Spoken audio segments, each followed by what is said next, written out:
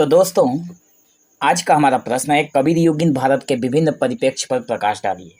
कबीर युगीन भारत में जो विभिन्न तरह के जो परिप्रेक्ष्य थे उसके ऊपर ही प्रकाश डालने का एक बहुत ही इम्पोर्टेंट प्रश्न है और कई बार ये क्वेश्चन पूछा भी जा चुका है। ठीक है, तो ये रहा हमारा चैप्टर नंबर 2 का क्वेश्चन नंबर 5, जो अब तक हम लोग चैप्टर नंबर 5 नहीं 2 का, तो उसमें क्या हुआ है कि चैप्टर नंबर 2 जो है उसका सभी क्वेश्चन आंसर हम लोगों ने कवर कर लिया है। लगभग 2 ही बाकी है, 5 और 6 नंबर। तो 5 अभी कवर कर रहे हैं, नेक्स्ट में 6 भी करेंगे। ठीक है, और एक जगह पे मिस्टेक हो गया है, मैंने चैप्टर नंबर 6 बोल दिया है, पता नहीं किस वीडियो में। तो आप लोग मतलब माइंड में मत लेना, उसको चैप्टर नंबर 2 ही है। ठीक है, थंबनेल पर सब कुछ लिखा मिलेगा आप लोगों को। तो भूमिका के तौर पर हम लोग लिखेंगे कि कबीर का युग राजनीतिक जो था, कबीर के युग में राजनीतिक, सामाजिक, आर्थिक और धार्मिक रूप से अराजकता और उथल पुथल का समय था। इन सभी परिप्रेक्ष्यों ने मिलकर कबीर जैसे क्रांतिकारी व्यक्तित्व के उदय के लिए परिस्थितियां पैदा की, जिन्होंने तत्कालीन समाज की सभी विकृतियों को चुनौती दी। मतलब सामाजिक, राजनीतिक, धार्मिक, आर्थिक, इन सारी चीज़ों ने मिलकर एक ऐसे कबीर जैसे इंसान को जन्म लेने पर मजबूर किया, कबीर जैसे इंसान को बनने पर मजबूर किया। और वे आए और उन्होंने देखा, समाज में घूमे, सारी चीज़ों को देखा और उनके मन में जो चीज़ें विरोध करने लायक लगी उसके ऊपर इन्होंने विरोध कर दिया। ठीक है, अब हम लोग बात करेंगे कबीर युगीन भारत के विभिन्न परिप्रेक्ष्य में। पहला है हमारा राजनीतिक परिप्रेक्ष्य, जो कि कबीर का समय राजनीतिक रूप से अत्यंत अस्थिर था। मतलब राजनीतिक रूप से कबीर का जो समय था बहुत ही अस्थिर समय था, मतलब कुछ भी चीज़ें स्थिर नहीं थी। ठीक है, तुगलक वंश के पतन के बाद लोधी वंश का शासन था। ये तो आप सभी लोग हम लोग जानते हैं, जब हम लोग हिस्ट्री पढ़ते हैं तो हमें ये सारी चीज़ें मिलती है कि तुगलक वंश आया हुआ था। उसके बाद ही जब उसका पतन हो गया तो लोधी वंश का शासन आया था, जिसके शासक कमज़ोर थे। 1393 ईस्वी में तैमूर के आक्रमण ने दिल्ली की सत्ता को पूरी तरह से हिला दिया था। इसको हम लोगों ने पहले वाले वीडियो में भी कवर किया है। ठीक है, तो इसके अलावा जो हिंदू राजे रजवाड़े थे वो भी आपस में और अपने भोग विलास में आपस में संघर्ष करते थे और भोग विलास में अपने समय को मतलब नष्ट करते थे, जिससे वे बाहरी आक्रमणों का प्रभावी ढंग से मुकाबला नहीं कर सके। मतलब भोग विलास में समय कटा रहे थे, आपसी में संघर्ष कर रहे थे, मिलजुल कर नहीं रह रहे थे, इसलिए बाहर के लोगों ने जब आक्रमण किया तो ये लोग उनका संघर्ष नहीं कर पाए। ठीक है, उनका मुकाबला नहीं कर पाए। इस राजनीतिक अस्थिरता और शासकों की धार्मिक कट्टरता, विशेषकर सिकंदर लोधी के समय की बात हो रही है, तो उसके कारण आम जनता को शोषण और निराशा का सामना करना पड़ा। मतलब लोधी वंश में सिकंदर लोधी जब शासन में था तो उस समय लोगों को बहुत ही निराशा मिला था, निराशा का सामना करना पड़ा था जनता को उसकी ओर से। ठीक है, उसने कोई भी सुरक्षा के लिए कुछ भी नहीं किया था। तो कबीर ने अपनी रचनाओं में प्रत्यक्ष रूप से किसी राजा का उल्लेख नहीं किया है, लेकिन उनकी वाणी में राज सत्ता की क्षणभंगुरता और कठोर दंड व्यवस्था का संकेत भी मिलता है, जो इस अस्थिर वातावरण का प्रतिबिंब है। ठीक है, अब हम लोग बात करते हैं सामाजिक परिप्रेक्ष्य की। सामाजिक परिप्रेक्ष्य में क्या होता है, कबीर के समय भारतीय समाज में वर्ण व्यवस्था और जातिगत भेदभाव चरम पर था। चरम मतलब अपने उच्च बिंदु पर था। वर्ण व्यवस्था और जातिगत जो भेदभाव था, ऊपरी जाति, नीची जाति, मध्यम जाति, इन सारी चीज़ों का भेदभाव चल रहा था। शंकराचार्य जैसे दार्शनिकों ने भी उच्च और निम्न जातियों के बीच विभाजन को ईश्वरीय सृष्टि का हिस्सा मानकर इसे न्याय संगत ठहराया था।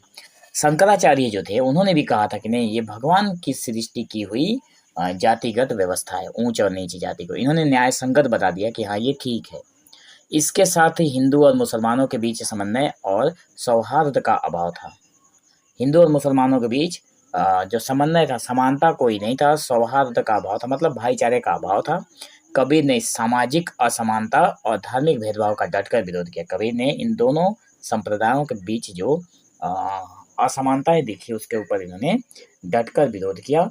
उन्होंने अद्वैत वेदांत के सिद्धांत को आध्यात्मिक क्षेत्र से निकालकर सामाजिक क्षेत्र में लागू करने का प्रयास किया। उन्होंने कहा कि आध्यात्मिक जो चीज़ें हैं उसको वहाँ से निकाला उन्होंने, अद्वैतवाद का जो वेदांत है उसको निकाल कर इन्होंने क्या किया, सामाजिक क्षेत्र में लागू कर दिया। मतलब लोगों के सामने सारी चीज़ों को रख दिया, जिससे सवर्ण, अवर्ण और हिंदू मुस्लिम दोनों में समानता स्थापित हो सके। क्यों किया था कबीर ने ऐसा?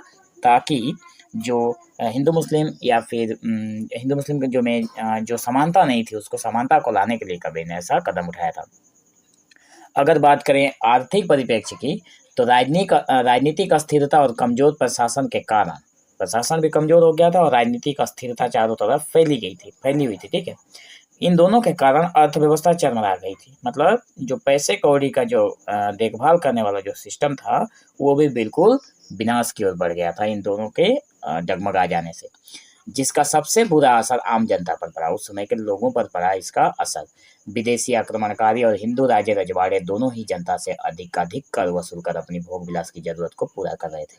अब यहाँ पे क्या हो रहा था, हिंदू राजे रजवाड़े जो थे दोनों ही, चाहे वो विदेशी आक्रमणकारी हो या फिर जो हिंदुओं के जो राजे रजवाड़े थे, उन्होंने क्या किया, लोगों से जो कर था, ठीक है, कर वसूल करना शुरू कर दिया। जरूरत से ज्यादा कर वसूल करना शुरू कर दिया था।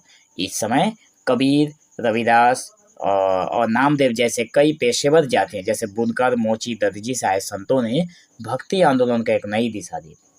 मतलब इन छोटे जातियों से अगर हम लोग बात करें जाति प्रथा के अंदर, तो बुनकर, मोची, दर्जी मतलब ये सभी छोटे जातियों के ही नाम है। तो यहाँ से आए कुछ ऐसे कविगण संत थे जिन्होंने क्या किया था, भक्ति आंदोलन को जगा दिया था। ये संत दान दक्षिणा पर निर्भर नहीं थे, बल्कि अपने श्रम से जीवन यापन करते थे, जो उस समय के परजीवी धार्मिक वर्ग के विपरीत था। मतलब ये अपने श्रम पर भरोसा करते थे, ना कि दान दक्षिणा पर। उसके बाद आता है धार्मिक परिप्रेक्ष्य। कबीर के युग में धर्म ही समाज का केंद्र था। कबीर के युग में जो धर्म था, तो क्या हुआ था, कबीर के युग में धर्म ही समाज का केंद्र था। इस समय सिद्ध पंथ, नाथ पंथ और जैन साधना और सूफी साधना जैसे कई नए संप्रदाय भी उभर रहे थे। मतलब ऐसा हो रहा था कि जो सिद्ध पंथ थे, नाथ पंथ, मतलब सिद्ध और नाथ और जैन तीनों जो मतलब जो साधना कर रहे थे, इनमें तो सूफी साधना जैसे कई नए संप्रदाय भी उभर रहे थे। ये संप्रदाय वेद, वाद्याचारों और जाति पाति के विरोधी थे। मतलब ये जो संप्रदाय थे वो इन सभी वाद्याचारों के और जाति पातियों के विरोधी थे। सिद्धों के विकृतियों और नाथपंथियों ने विरोध किया और शैव वैष्णवों के बीच भी संघर्ष जारी था, ठीक है। तो कबीर ने इन सभी मतभेदों और पाखंडों का स्वीकार किया। मतलब इन लोगों में जो भी चीजें चल रही थी ना, कबीर ने इन सबको अस्वीकार किया। उन्होंने निर्गुण निराकार की उपासना का मार्ग प्रशस्त किया। कबीर ने कहा कि एक ऐसे भगवान की पूजा करिए जिनका कोई आकार ही नहीं है, जिनका कोई रूप नहीं है, ठीक है, जिसमें मंदिर मस्जिद नहीं आता, मूर्ति पूजा भी नहीं होती, व्रत रोजा जैसे किसी भी वाद्याचार की आवश्यकता नहीं होती है, उसमें कुछ भी करने की जरूरत नहीं होती है, बस मन सच्चा होना चाहिए।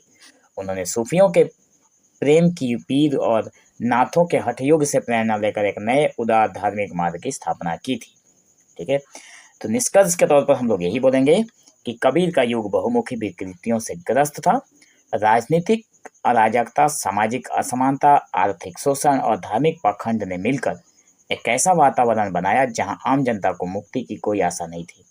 मतलब सारी चीजें मिलकर, राजनीतिक अराजकता थी, सामाजिक असमानता था, आर्थिक शोषण किए जा रहे थे, धार्मिक पाखंड चारों तरफ फैला हुआ था। मतलब लोगों को इससे बाहर निकलना मुश्किल हो गया था।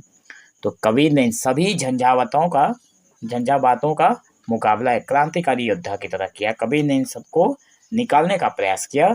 उन्होंने अपनी वाणी और जीवन दृष्टि से इन सभी परिप्रेक्ष्यों की कुरीतियों पर प्रहार किया। कबीर ने इन सभी चीजों पर अपनी वाणी के जरिए प्रहार किया और सबको एक ही रास्ता दिखाया, समता का, प्रेम का और सत्य का, ठीक है। इसी पर आधारित एक नई जीवन धारा की उन्होंने नींव रखी। तो मैं आशा करता हूँ कि आप लोगों को ये जो वीडियो है बिल्कुल अच्छी तरह से समझ में आया होगा। अगर वीडियो अच्छा लगा हो तो मेक श्योर चैनल को सब्सक्राइब करें और चैनल के साथ बने रहें, ठीक है। और डिस्क्रिप्शन को भी चेक कर सकते हैं, बाकी सारी चीज़ें आप लोगों को सीरियल वाइज मिल जाएंगी। तो बने रहें चैनल के साथ। मिलेंगे हम लोग एक नए वीडियो में, तब तक के लिए धन्यवाद।